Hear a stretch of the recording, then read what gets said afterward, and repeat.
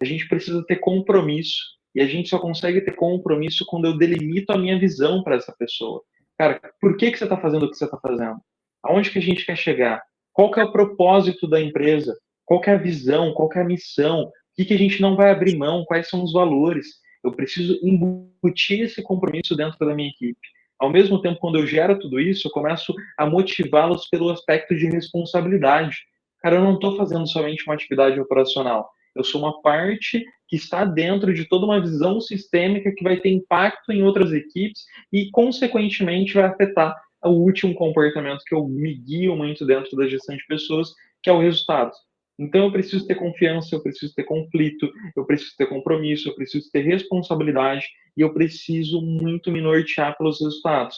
Eu sempre norteio a minha gestão de pessoas pelo CCR: comportamento, conhecimento e resultado. O comportamento eu acabei de destrinchar para vocês. São essas 5 características aqui que eu sempre embuto em todas as equipes que eu vou gerenciar. Quando eu olho para o conhecimento, eu olho muito para alinhamento de expectativa. O que diferencia um atendimento júnior de um atendimento pleno? Não sei. Vamos olhar para toda a descrição do cargo.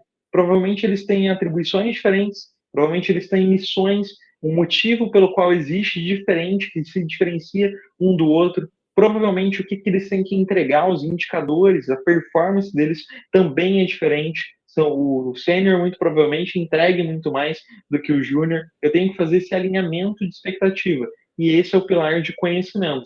Cara, onde que eu tô? O que eu preciso para estar em outro nível que eu desejo estar e qual é o caminho que eu vou pavimentar. E por fim, o resultado. Cara, se eu tenho todo o comportamento que é necessário, se eu tenho todo o conhecimento do que eu preciso entregar, agora me resta erguer minhas mangas e conseguir produzir, conseguir materializar todo o planejamento que a gente fez. Então, a minha ideia sobre gestão de pessoas é deixar claro os comportamentos que cada um dos cargos tem que ter, deixar claro o que é esperado de cada um dos cargos, o conhecimento necessário e equilibrar tudo isso com resultados. Quando eu olho para a gestão de pessoas, eu tenho uma metodologia muito própria. Então, eu tenho rotina de reuniões junto aos meus liderados. Eu tenho uma rotina, por exemplo, que é o meu sprint semanal. Toda segunda-feira eu pego as diferentes áreas dentro da minha empresa e elas vão mostrar os indicadores em conjunto. Todos os colaboradores vão ver onde que está o comercial, se ele conseguiu atingir as metas, se ele não conseguiu, o operação, o marketing, o estratégia. Todas essas áreas vão conversar entre si. Por quê? Porque eu estou estimulando cada vez mais uma visão sistêmica.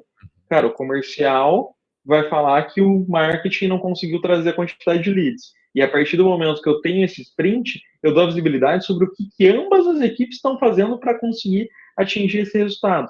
Então, tem um sprint semanal com as pessoas, tem uma reunião na segunda-feira, que é o Dream Team, onde eu reúno toda a minha liderança ali e a gente faz toda uma estrutura de reunião. A gente tem uma estrutura de one-on-ones mensais, onde eu consigo acompanhar os resultados dentro da minha equipe, eu me conecto com eles, eu faço um rapport extremamente estruturado, e a gente tem reuniões mensais de reunião de equipe, onde eu levo a minha equipe direta para fazer algo fora do escritório, seja completamente inovador. A gente já foi jogar paintball, a gente já foi jogar boliche, para criar laços diferentes do que o escritório por si só ele consegue proporcionar para a gente. Então, gestão de pessoas, para mim, é fazer toda o employer experience, né? Eu pegar a experiência desse empregado, a experiência desse colaborador e fazer da melhor maneira possível, sempre focando no conhecimento, comportamento e resultado. Eu posso criar uma reunião de equipe onde eu vou trazer várias dinâmicas para eles usarem pelo computador. Tem gente que tem utilizado, inclusive, a internet, a conectividade, para fazer happy hour em conjunto. Todo mundo traz a sua bebida favorita, se estão no mesmo ambiente de casa e acaba compartilhando momentos. Legal. Quando a gente fala de embutir cada vez mais, né, esse compromisso, esse resultado, comprometimento com as pessoas que estão de maneira remota, a galera geralmente ela tem uma pane porque eles não conseguem criar essas rotinas. Eles não conseguem olhar em como eles podem adaptar para a realidade deles. Só que existe uma imensidão dentro disso. A gente precisa analisar a cultura de cada uma das empresas, olhar as rotinas que fazem sentido para aquela empresa, mas sim sistematizar isso. Cara, as pessoas precisam saber que segunda-feira de manhã a gente vai ter a nossa reunião. Eles precisam estar com a câmera aberta, por quê? Porque é um ritual estar ali. Eles precisam compartilhar coisas pessoais dentro do ambiente de trabalho. Tem uma ferramenta que eu utilizo Todas Legal. as vezes que eu sinto que a minha equipe está um pouquinho balançada. A ferramenta chama Code Circle. Eu vou lá e, basicamente, esse Code Circle é você fala um problema seu pessoal e profissional e as outras pessoas da roda falam o que faria sobre o problema que você está enfrentando. Então, se eu estivesse no lugar do André, se eu estivesse no lugar da Gabi, eu faria isso. O que eu estou estimulando ali dentro? Estou estimulando uma comunicação franca. Estou criando um rapport, estou criando uma confiança e, ao mesmo tempo, eu não posso ficar bravo com o que o André falou. A gente está nessa atividade.